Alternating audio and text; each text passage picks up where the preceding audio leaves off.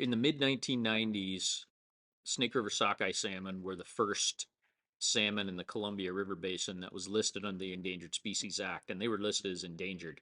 Shortly thereafter, Snake River spring summer Chinook and Snake River steelhead were listed. So all of these, the major declines that really brought attention and ESA listing happened in the mid 1990s.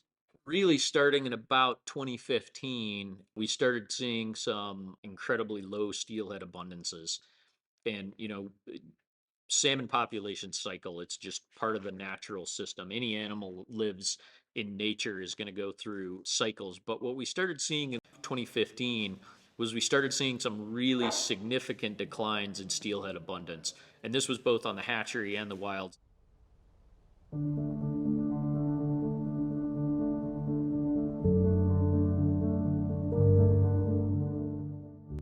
We are nothing without our salmon, without our people, without our language.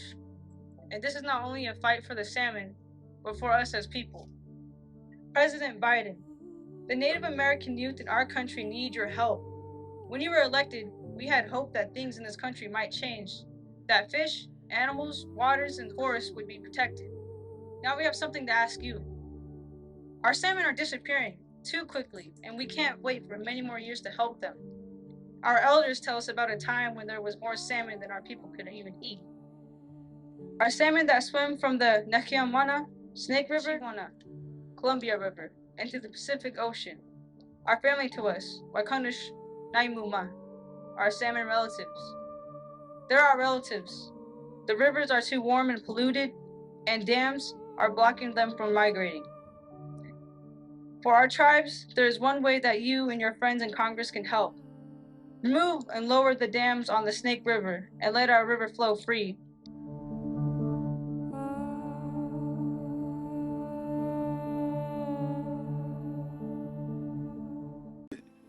When we talk about the steelhead issue in our area and the four Snake River dams, I won't argue with anybody that the Snake River Dam removal might not help the steelhead recovery. I do not believe it will recover the steelhead. I believe you have to address commercial fishing off the ocean, and you got to extend our boundaries outwards to stop the unauthorized commercial fishing. And you also have to address the habitat. And the habitat, I don't mean habitat that's within the bounds of where the steelhead can go now. Dorshak Dam needs passage or removed. Hell's Gate Dam needs passage or removed, as well as all the other dams in southern Idaho. If you open up the habitat to more steelhead spawning, you're going to increase the number of steelhead and salmon that come back. And so the proposal to remove the four dams, I feel, is way too quick. They should do other things before they remove the four dams. I do not believe the studies that I read that say there won't be any effect by removing the four dams, but I do not believe the studies that say there will be total recovery. There will never be total recovery without opening up the habitat that the steelhead and salmon used to have to spawn in.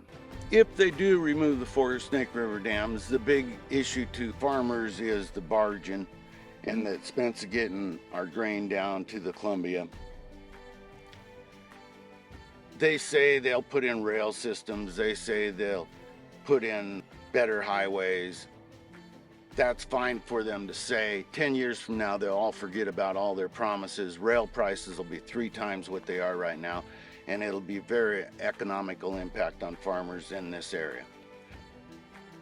So if the dams were removed, before they remove them, they have to have a rail system that will provide transportation for all the grain up and down the river, and it has to be at an affordable level. The trucking, the roads that are presently in our area will not take moving the grain by trucking.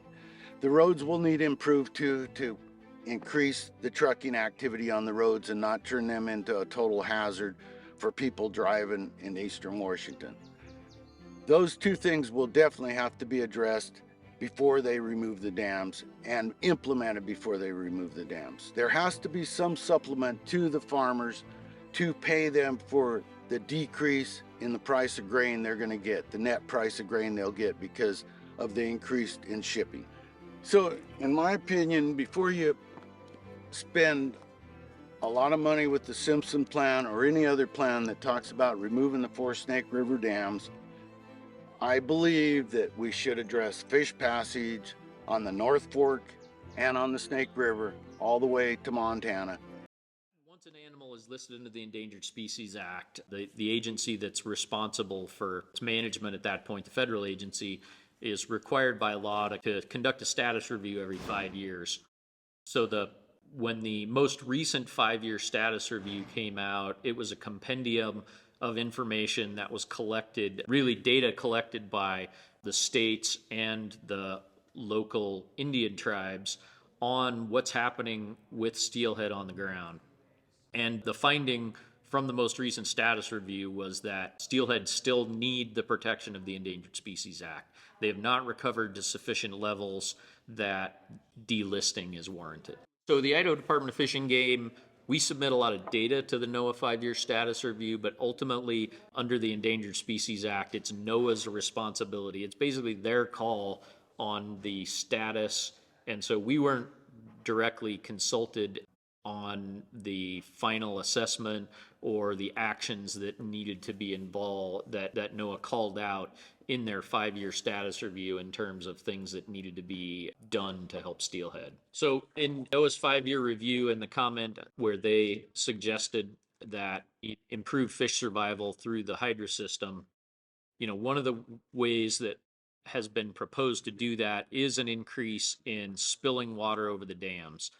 So as you spill more water, it does two things. It moves fish faster because there's less delay of them milling around in the forebay above the dam, and it gives the fish less exposure to turbines. Fish going through turbines is not a good thing. It's not a good thing for survival. So those two things coupled together will improve juvenile survival as these fish move to the ocean. And what we saw in 2021, which was a fairly low water year, we actually saw higher speed of the fish traversing the river than you would have expected given the amount of water in the river because we were spilling more than we have in the past. So the climate impacts are really not so much on fish going to the ocean, the little fish going to the ocean, because they're migrating in May and June when it's fairly cool. It's when you start getting into the July, August time frame, that's when the Columbia and Snake Rivers get really warm and you can have some serious thermal issues, hot water issues associated with adults migrating back upstream. Fish that are migrating upstream in the Columbia in July and August are exposed to in some years, can be exposed to some high water temperatures. What's being done right now to try to mitigate those high water temperatures? We release water from Dworshak Reservoir, which is cold. It flows down through Lower Granite Pool and cools the Snake River down below Lower Granite for a ways.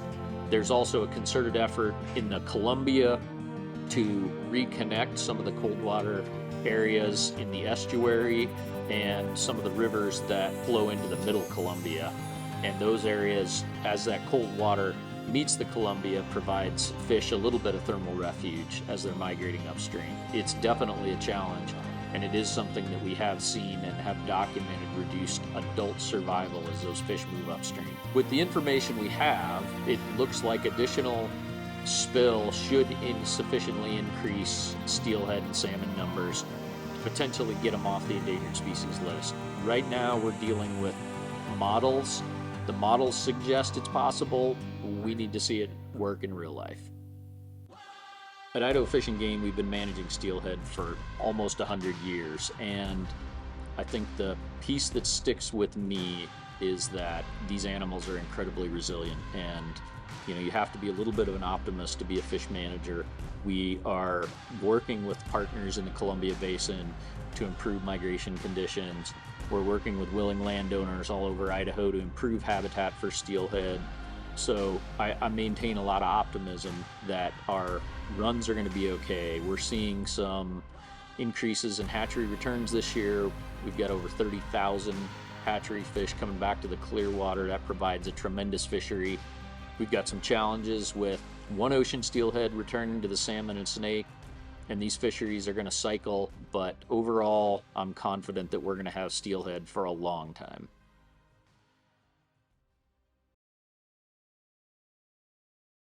It's how important this issue is to each and every one of you. Governor Brown is so proud of this event because it's a grassroots event spurred by individuals, communities, the list of NGOs you just heard, and our tribal friends. And combined with the electeds like Governor Brown's support for breaching the 4 lower Snake River dams to save the salmon and to provide a food source for the orca, we're going to succeed. I am fully confident we're going to succeed. I wouldn't be here today if I didn't think we're going to succeed. But it's not going to be easy. It's not going to be easy. I want to address 3 key points that are very, very dear to the governor. And they're all based on the premise that time is of the essence. Number 1, the salmon are in crisis. I want to address that. And the science is clear on it. Number 2, we need to address these cultural, social, and environmental injustices. Time is of the essence on that. And third, we need to develop a lasting, enduring, comprehensive fix to this problem. And time is of the essence on that because that's going to take politicians to stand up, take a position, and vote in favor of breaching those 4 Snake River dams. So first and foremost, the salmon are in crisis. And as I mentioned, the science is clear on this. Science has been clear for decades that the numbers are declining. There's a lot of you out there who know this, but I need to say it for some who are new to this subject. Prior to the Europeans coming in the mid-1800s, the average salmon runs coming up the Columbia past Astoria were between 9 and 17 million fish a year. 9 to 17 million, based on different ocean conditions or whatever, but it was enormous. We are now down to somewhere between 500,000 and 700,000 native salmon coming up the river past Astoria. 5% of the original runs. It's just a travesty. There are a lot of fish coming up the river that are hatchery fish, and that's great. That's a great bridge to help us get to a better future for the native wild fish. But the wild fish are down to about 5% of their run. And for those of you who may not know, those fish coming up the river are not all the same fish. They have different DNA. They are different stock. Some spawn and rear down in the estuary streams and tributaries, some in the mid-Columbia area, some in the upper Columbia Snake and upper Snake. They are individual stocks. They're not interchangeable. You can't take a Snake River fish and say, sorry, too many dams, you can't get to your spawning ground, just use the estuary streams. Second point on the cultural, social, and environmental injustices, Governor Brown has been very clear that she recognizes the harms that have been done, the injustices that have been done, the lies and the broken promises. That has to change. Time is of the essence to address these injustices. As I mentioned earlier, we can't just say we're sorry for the past. We need to change how we operate, change our systems, change our politics to have a better future. And finally, we need to look at the services provided by those dams. You'll hear people say how critical they are to the future of the Northwest power grid. They're not. Again, relying on good sound science and engineering, we're able to demonstrate that although hydropower is quote unquote clean in terms of climate change, and it needs to be an important component of our climate change strategy. Of the 14 federal dams in the system, those 4 on the Snake River only provide a fraction of the needed power. And when you look at climate change, it's not just increased temperature in the atmosphere. That increased temperature in the atmosphere completely alters the water cycle. So we're going to see longer droughts, we're going to see less snow, and we're going to see warmer rains in the summer. The entire water cycle is going to become more unstable and unreliable.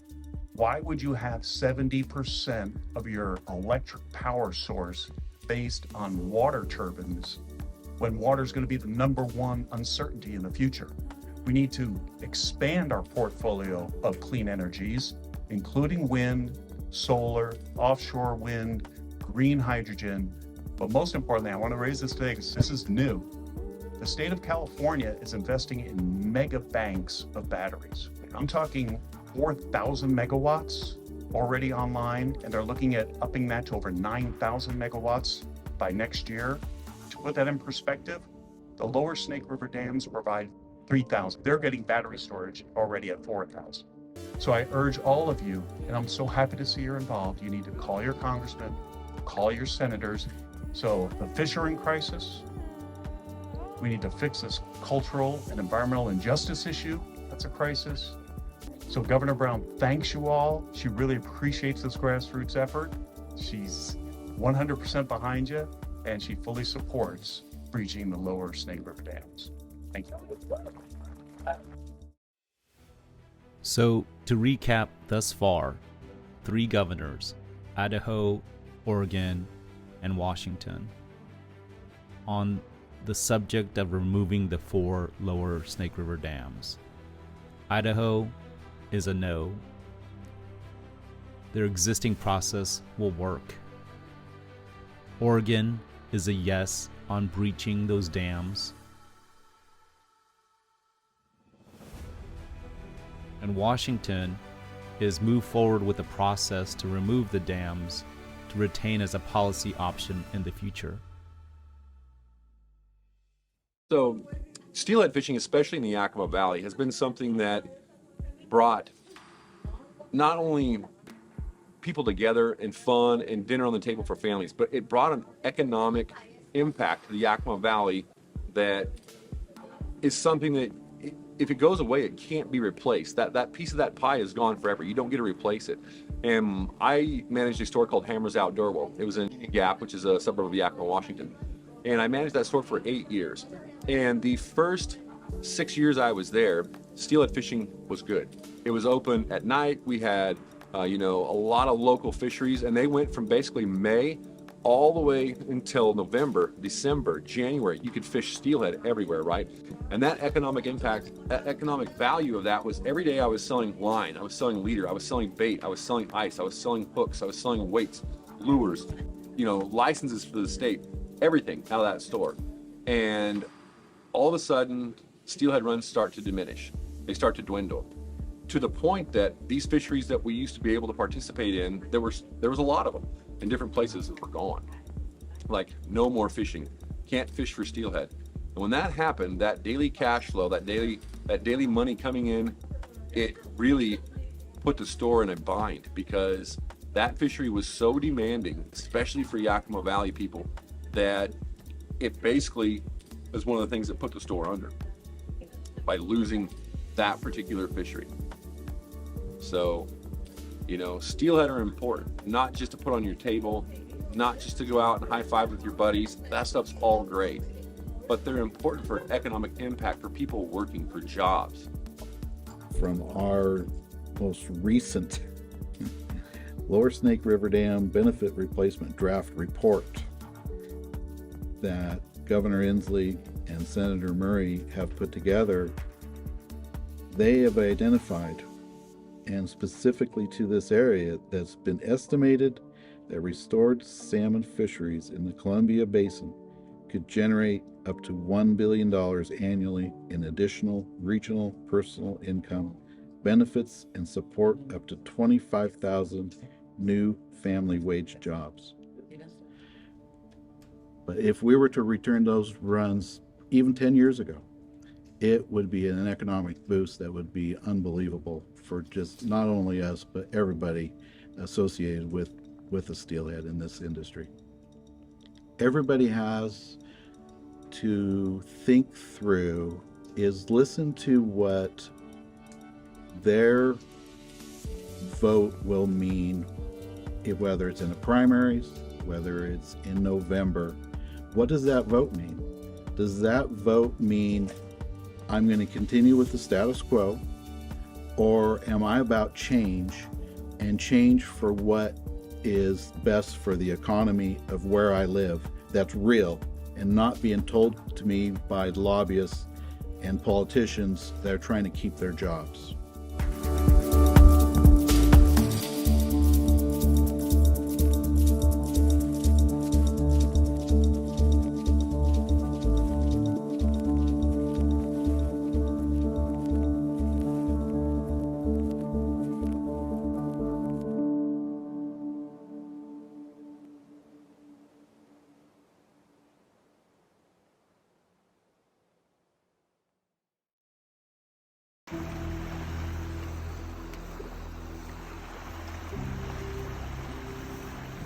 He's not ready.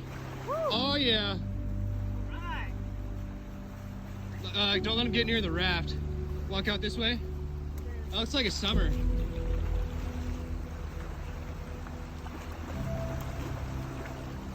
Follow your fish, babe. Follow your fish.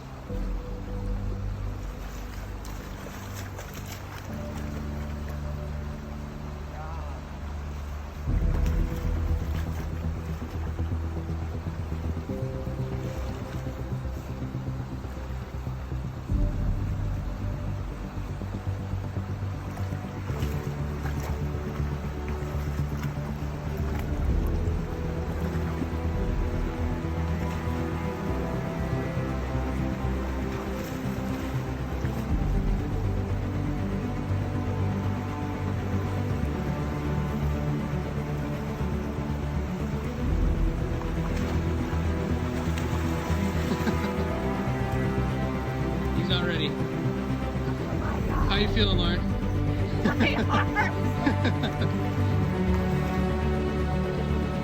Walk out this way. He's almost ready. Not quite. You can gobble them.